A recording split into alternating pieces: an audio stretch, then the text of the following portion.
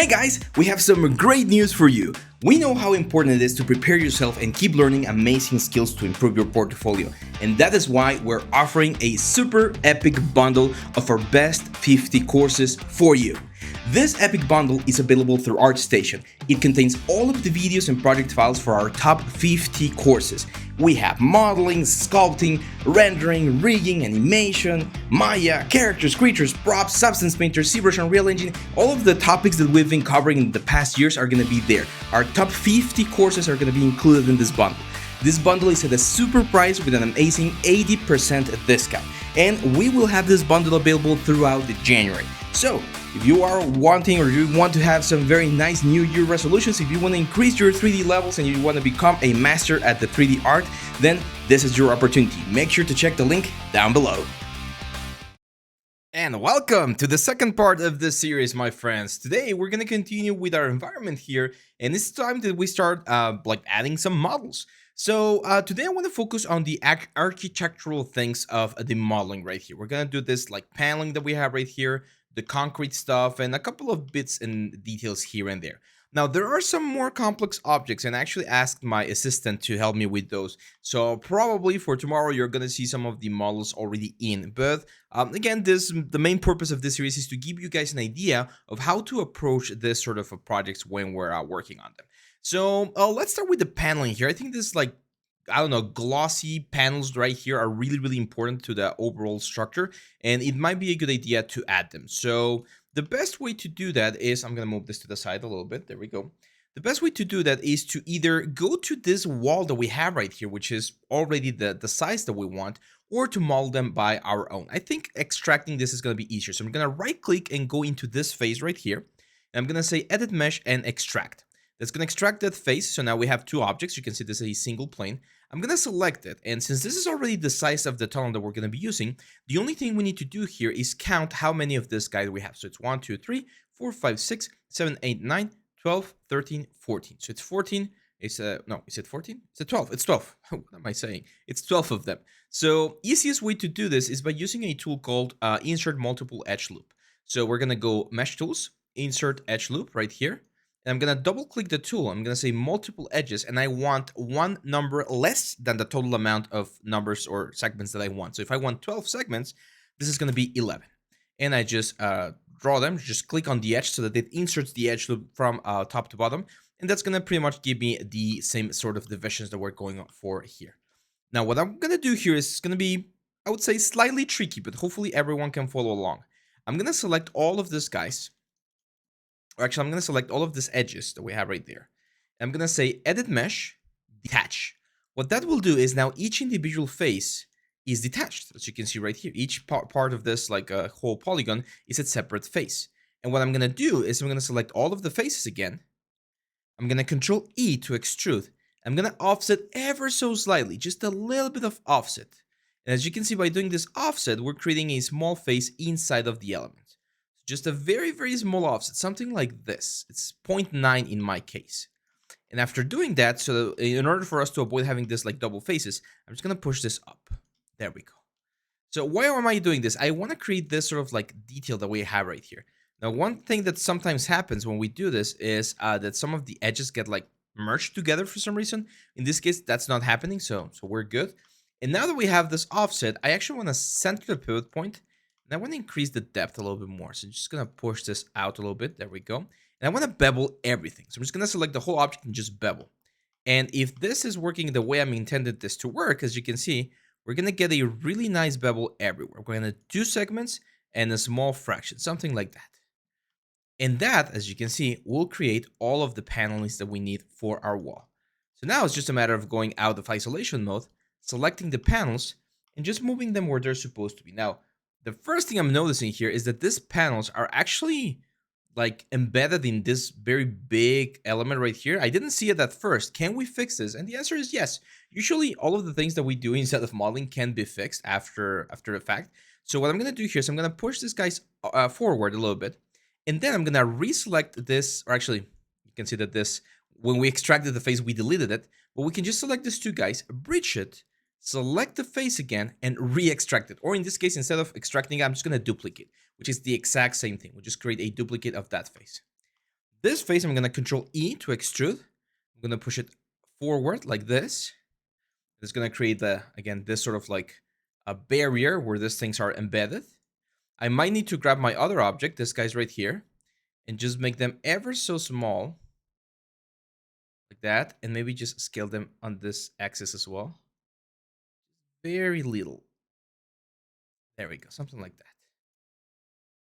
Now this guy right here, I'm gonna select the face, Control E, offset a little bit, then Control E, and push it in a little bit.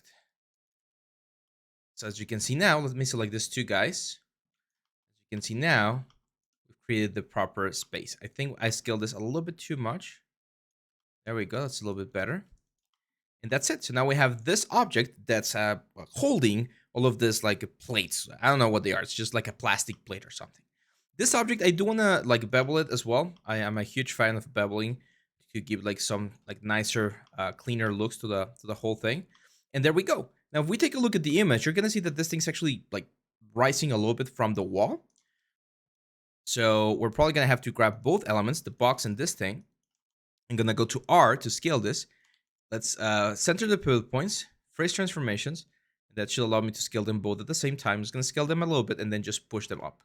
That way we should get like the proper elevation, probably a little bit more. Just scale a little bit more and just push them up. And there we go. So as you can see, that pretty much gives us what we're going for.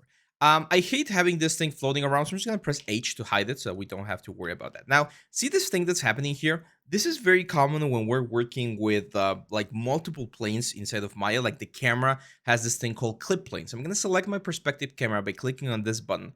And then up here on the options, I'm going to add 1, 0 to the far clip plane. And I'm going to change the near clip plane to 1. That should clean up the elements, and I should be able to zoom out quite a bit without losing the object. So yeah, there we go. Now what I want to do is I want to actually add some materials to these things. I know we're not texturing yet, but we're going to be texturing eventually, and it's a good idea to just have some of the basic materials done so that we get a better idea of how things are going to look.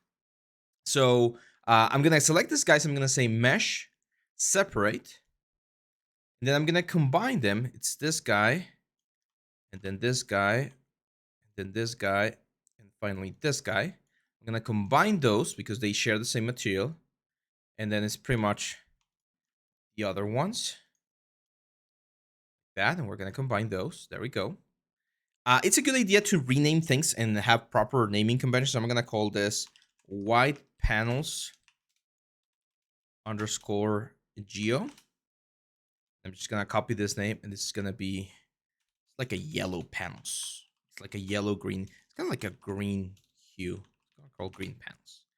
I'm going to select right click, assign new material, Arnold, AI standard surface, and I can actually sample the exact color that this thing has. I'm going to go for a mid-tone on the image. So whenever you're selecting a tone from an image, you don't want to go to the lights, you don't want to go to the shadows, you want to go to the mid-tones. So that's going to be the color.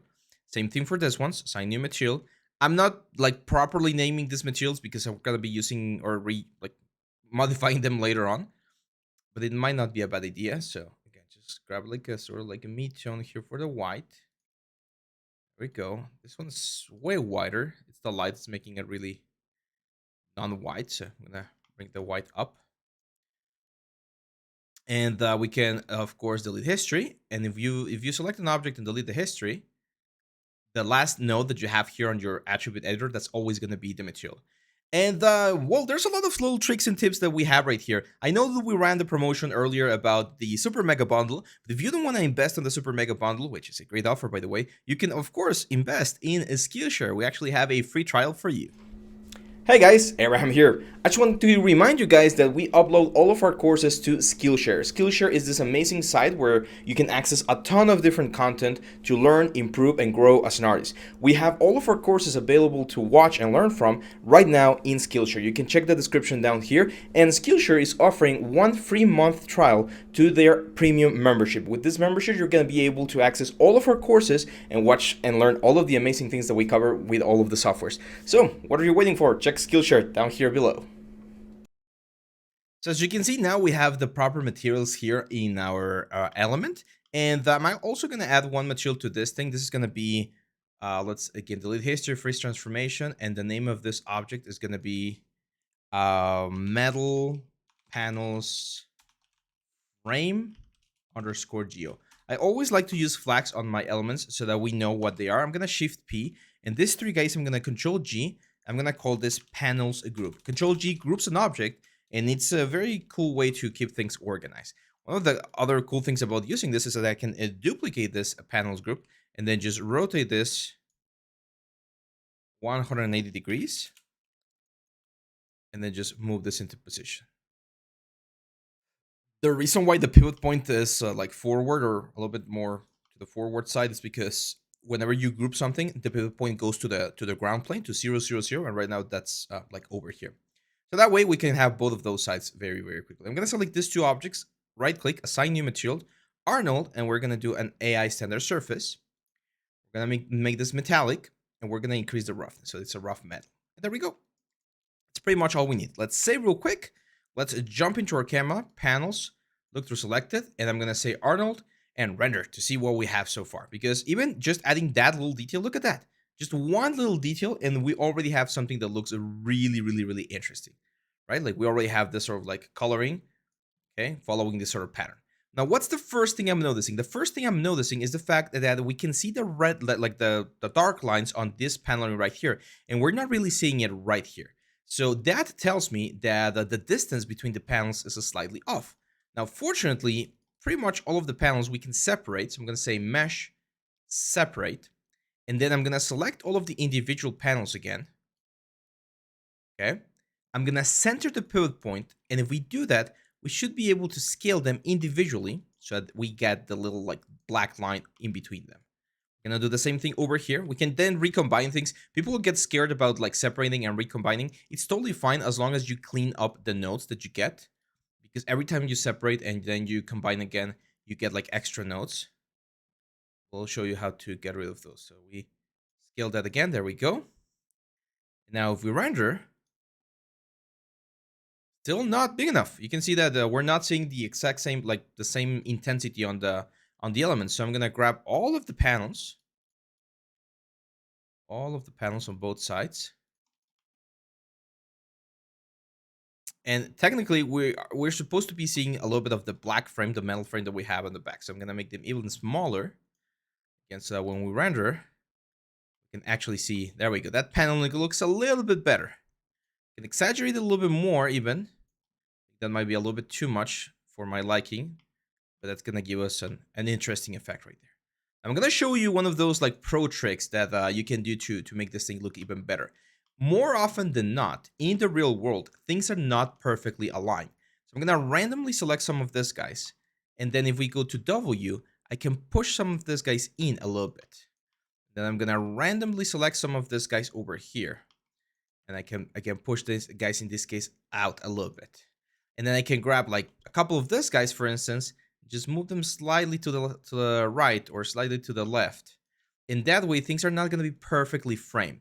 This is a great way to add a little bit of visual interest to your scene on the geometry level. Of course, we're going to be adding visual interest with the textures later on, but just like by making things not perfect, that's always a very good way to make things look just a little bit more interesting. For instance, here I can lower a couple of them. Again, I can randomly select some of these guys and just like bring them up a little bit. And just bring these guys down. I'm gonna show you, like, take a look. This is the like perfectly aligned, everything is good. I'm gonna click this button here, which is it keeps one image there saved. I'm gonna render again. Okay, it might not look like a lot of difference, but look at that. Just a very, very like super simple like little thing here and there that breaks things up and makes it look a little bit disorganized. So later on, when we add the proper like texturing or textures to these things, we're gonna get an even better result. You can see that the most important thing that we're gonna get with this, guys, is on the texturing, the normal map, like a little bit of a roughness on the whole thing, so that it's not perfectly flat. Because right now it's perfectly flat. It's not as shiny as what we have in the reference. We can actually make it shiny very easily if you select the object and you go to the material and you bring the roughness down. I'm gonna try 0.1. Let's try. We bring the roughness down to 0.1. We should be able to get a little bit more shininess. Things are gonna look a little bit glossier. There we go. Look at that. So way glossier. Let's go to our shot cam. That's it. Things look a little bit glossier, but we're gonna make things dirty and stuff once we get to the next steps. I still think because I'm seeing it right here. Look at that little like corner. Actually, no, I think we're matching it quite nicely. So yeah, that looks good to me. So I'm gonna bring in real quick, and I mentioned that my assistant is helping me with some of these assets because a model like this or an element like this, you probably wouldn't do it as a single person. You probably would do it like a small little team. But he helped me with the little like beams that we have on the other side. So let me show you real quick. Let's download this. I have here a Maya scene. I'm gonna open it on a different file just so that you guys can see how he did it, and we're gonna import this. So we're gonna talk very quickly about importing. And when I ask him to do it, as you can see right here, he only did two of them because once we have one of them, which is this like round effect right here, we can just duplicate it a couple times. Same for this long one. Now he did make a mistake, and that's fine. That's why he's here, right, to learn. And the main mistake is the proportions. As you can see, the length and the width of some of these elements are not exactly as we would expect. So I'm actually going to show you how to fix it. As you can see, it's really simple. It's just a simple pole right here, and this is just a cylinder with a couple of extrusions. I'm actually worried about some bending there. Oh, there we go. So this is a very common mistake. I'm actually glad that he made this mistake because that way I can teach him and I can teach you guys. So the mistake he made here is he deleted this edge for some reason. Maybe he wanted to conserve or preserve this thing a little bit better, but he forgot to delete these edges, and that's very, very dangerous because this creates angles. So whenever you have something like this, you need to say Control and Delete, okay? And then just grab this edge right here. Okay, okay. See, okay. So what he did for some reason, he kept the caps on these things, and that's not something that you should do. That's fine. We just select these two guys, and we bridge. That way, we solve that. Of course, we delete all of this in phase mode. We can delete all of this, guys, and we just select the object. I'm just gonna say Mesh, Mirror, World negative X, and hit Apply. It should give me the proper thing. Now, if I take a look at this thing and I compare it to this thing, I can see that this is a little bit longer. So before I do the mirror, I'm actually going to push this thing to the side a little bit more. And then I'm going to snap the center right here. Okay. Now, when we do the mirror, the object is going to be longer, a little bit closer to what we're looking for. This guy, of course, this beam, we're going to have to increase the density or the width. And that's it. And he did a good job here because yes, when you press number 3, you're gonna smooth this out, and it's gonna look good. It's close to what we want. I do think I wanna delete this guy right here, this edge, just to make the transition a little bit smoother. So I'm just gonna Control and Delete, and that way when we smooth, we get that. And I might even I'm tempted to delete this one as well. No, that's a little bit too much. So let me go back. I think this one is the one that we need to delete. And no, actually he made a good job there. Cool. So we're just going to leave it like this. I'm going to select these two guys. I'm going to say File, Export Selection, Export Selection. And whenever I export things, I export them to my Assets folder. That's one of the places where I like to do. Right now I have a different project set up. So let me go back real quick here and set our project. And on the Assets folder, I'm going to create a new one called Tunnel, because we're going to have a lot of projects in this folder throughout the year. And here, I'm going to call this long fence.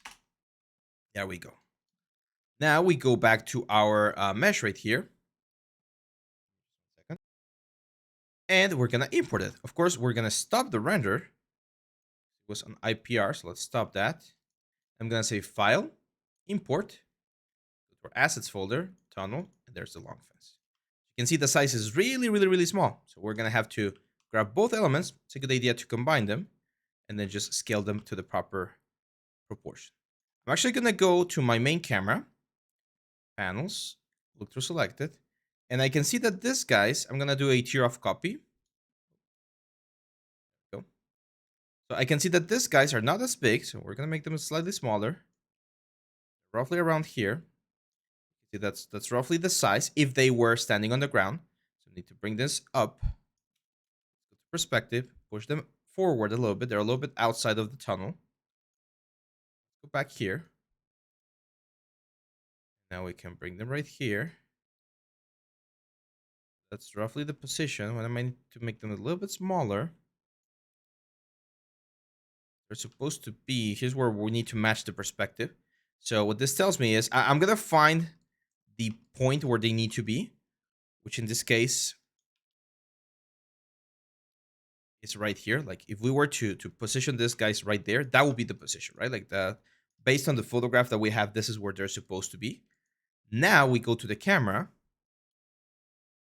and we need to match this. So it's right around there. That means that we're either too close or too far away. I'm going to bring them forward a little bit. Getting better, as you can see. We're getting closer to the proper position. Say right around there. Might need to make them a little bit smaller. Them back. I'm going to do a tier of copy, as I mentioned. So look through selected, panels, look through selected, panels, tier of copy. This will allow me to see what we're doing on perspective. And that way on this side, it'll be a little bit easier to match. So that's the proper size. That's roughly the proper distance. So it should be right around there. That's a good position right there. There we go. I'm going to Control D, duplicate this right here. Grab both of them, Control D, bring them all the way to the back, again, where it makes sense, which should be right around there. Cool. That's how we import this object. Again, this is a simple cylinder, simple extrusion. That's how you can get it to work. We're going to go to the other scene again. Let's grab this other guy right here. This looks a little bit better, I think. Just make sure that this is working properly. I think we need to increase the width a little bit, like that. That's way better. Just File, Export Selection. It's going to be short fence. Go in here. File, Import. Grab 2 points, combine them. Scale them up. Should be about the same size as this guy's. Just going to be slightly closer. Probably here, right in the entrance. That makes quite a bit of sense. Then we just duplicate this guy. It's going to be right there. This guy, and that's going to be right there. Grab both objects, Control D. Move them back. Around there will be the position. Grab all of them. Move them. Right click, assign new material. Arnold, AI standard surface.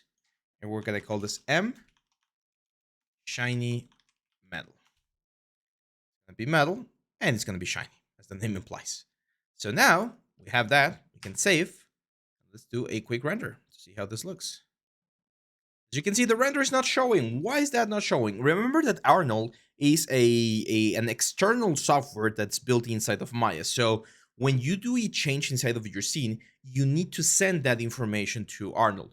The easiest way is just close the render view and reopen it again. But you can also go here to Window, and there's this option called, or here, Render.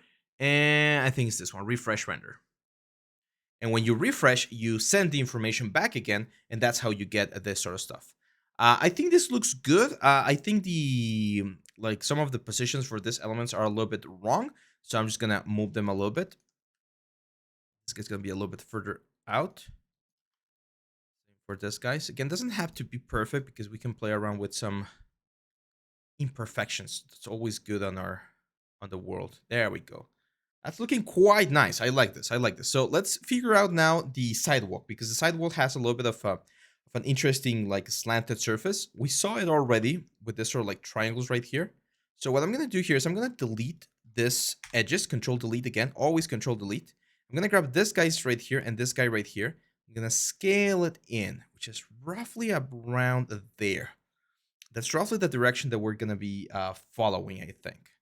And again, if we take a look at the render, this should give us, there we go, the nice little triangle that we're seeing here. Now I can see this triangle here in the image. It goes towards the corner on this thing, and ours is right here at the center. So that means that this guy right here and this guy right here, like this guy, I'm just going to snap this point, or just move it really, really close to the border right there. And same for this one. For floors and stuff like that, topology is not as important because it's just a floor. Um, but if you want to be like super precise, we can of course make a couple of things of a couple of changes here. I'm gonna move the this thing a little bit further down. I'm gonna grab this sidewalk here because I can see a little bit more something on the render. I want to see a little bit more of this line right here. It's also gonna help with the composition as well. You can see it right here, like this. I know that this shadow that we see here is the actual street. I think ours was a little bit too thin. It might be a little bit too big now, so I'm just gonna push it up a little bit. There we go. That's better. Perfect. Now let's do, I think we're gonna finish today's video or this part with the tiling or some of the tiling. So usually this sort of tiles are 30 centimeters by 30 centimeters. I like have one so like similar to this on my office right here. So you can always do the easy way, which is textures, or you can do the professional way, which would be what's the word? Which would be modeling, right? Like modeling is going to give you the best result because it's going to give you realistic shadows and realistic a lot of things. But it's also going to be slightly more like time consuming. I think for this particular case, I want to do that though. So we're going to do it. So the way we're going to do this is rather simple. We're going to count how many we have. So it's 1, 2, 3, 4, 5, 6, 7, 8, 9, 10, 11, 12, 13, 14, 15, 16 tiles. We've got 16 tiles right around the floor. So I'm going to select the floor. I'm going to duplicate and isolate this. I'm going to select one section of the floor and then shift select everything else so we delete it. And then I'm going to delete all of these edges right here because they're not even, right? Once we have that, I am going to center the pivot point and I am going to divide this into 16 elements. So insert edge loop. We saw this earlier. We want one less than the total amount. So in this case, 15. Just insert. There we go. And now I'm going to move this, guys, so they're as square as possible, right? Because tiles should be relatively square. We can even go to a top view. We can try to guesstimate whether or not this is as square as possible. That looks very square to me. If we want to be perfect, we can just create a plane. I'm going to snap the plane like right here. I know the plane is perfectly square. We can just use it as a reference, right? So we make sure that this plane measures the exact same length or as close. That will be. Look at that. Almost there. I think I actually kind of nailed it. Just a tad bit. Just a nothing bit. There we go. And that's pretty much it because if we move this thing slightly to the side, that's pretty much square. So that's perfect. This works. So we're going to grab all of those edges and we're going to say edit mesh, detach again. And we're going to do the same thing we did with the paneling. So we're going to go back to face mode, select all of the faces, hit Control E to extrude, do a little bit of an offset. Tiles usually have a little bit of a border. And then with W, I'm going to push them up. Create the depth of the tile. Just around there. And then I'm going to grab the whole object and we're going to bevel. We're going to bevel 2 segments and a small fraction. That's going to give us our tiles. It's going to have a little bit of the, I think it's called the grout. Or I'm not sure if is it grout or grout? One of those things. It's the space between them. So there we go. Now it's going to be a little bit difficult to count how many we have going from the front to the back. But we can estimate that this is like really similar. So I'm just going to grab this guys right here. This is the border. This is the last point where things are symmetrical or at least properly oriented. And I'm just going to shift select, move, or just here goes the shortcut again. Control D to move this back. And then Shift D to duplicate the element. And we're going to do that as many times as we need until we get to the back part. A lot of polygons, right? Maya doesn't have any issues with working with a lot of polygons. It's perfectly fine. Maya starts having issues when you have one single element that's made out of a ton of millions of polygons. In this case, this is not that big of a deal. And I'm going to show you a super pro technique right here. I'm going to grab all of these guys except for the fences. It's going to get crazy, but what we can do is we can combine all of these guys into a single mesh, okay? delete the history, so we delete all of this like transforms that we have right here. This single thing is just all of the tiles together. And here's where things get tricky. I'm going to select the whole thing, and I'm going to say edit mesh, or mesh separate. So every single tile is now a separate element. I'm going to grab all of them. I'm going to delete history again to delete all of the information that we had when they were a single one. And I'm going to center the pivot point. So now, some of you might already be figuring out, we can move them slightly just to get a little bit of variation, because right now it looks like a perfect floor. And we know that in real life, certain things will like tweak and move and just like tumble around. There's this thing called the bonus tools. And if you hang out until the very end of the video, then congratulations, my friend. You're getting a little bit of a secret recipe here. I've mentioned this one before on the channel, but a lot of people seem to forget. So Maya has this thing called the bonus tools. And there are little plugins and little shortcuts and things that you can install inside of Maya. It's like a little extra software. It's free if you are using, of course, the licensed version of Maya. You can download here from the Autodesk App Store. You just install it on your Maya, and as you can see, we have a lot of different tools. And one of the tools that we have that I really, really like, it's something called the randomizer. So if we go here, well, first of all, I need to know how high I want to push this, guys. We go to the properties, you can see that I can push this probably like 1.2 units up and 0.2 units down, or 0.3 and 0.3 is going to be the main like distance that we want to push things. So we're going to select everything, and we're going to go to bonus tools, edit, modify, randomize transforms basic. And we want to randomize transform the move from -3 or -0.3 to positive 0.3. Only on the Z-axis or on the Y-axis, up and down. And if we hit random move, as you can see right there, every single element moved a little bit. I'm going to do another one, and the more we do it, as you can see right there, the more crazy they get. We're going for a creepy look or a creepy vibe. This might be something that we want. Look at that. Look at how nice we get this very interesting pattern. All modeled in. All modeled in. Very cool, right? And we can grab everything, and we could even say, hey, you know what? Like random move on the X and on the Z axis. So forward and backwards, maybe not that much, maybe just like 0.1 minus 0.1, and we do random move. Things are going to just like slightly shift around. And again, the more times we do this, the more crazy things are going to get. We're going to get some really, really interesting effect right here. Now, if we go out of this and we go back to our camera, say panels, look to selected, we're going to get this. Look at that. All of the little tiles pushing slightly up, slightly down, just very simple, different like changes in the elements that are going to give us this very, very cool looking effect.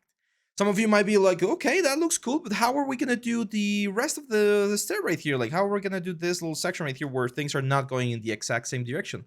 Well, that, my friends, is going to have to be something that we're going to leave for another time. Next part, we're going to continue with this. For tomorrow's video, I'm probably not going to be working on this. I want to show you a little bit about the contest that we started on Monday. If you haven't seen the video, make sure to go back and please, please help us, guys. The algorithm here in YouTube is it's really mean. It's very difficult for content creators like us to stay relevant, and I don't want to like go to with tactics like clickbait titles and like very silly and stupid images on the thumbnail. I'm gonna try to keep things as close and as nice and important as possible to the channel and to the content as we can, but we can do this as long as you comment, as long as you share, as long as you let us know what you think, as long as you subscribe and all that stuff. So if you want to support the channel, I would really appreciate it. We would really appreciate it, and we'll be happy to keep bringing you guys more of this content. Thank you very much, and I'll see you back on the next one. Bye-bye.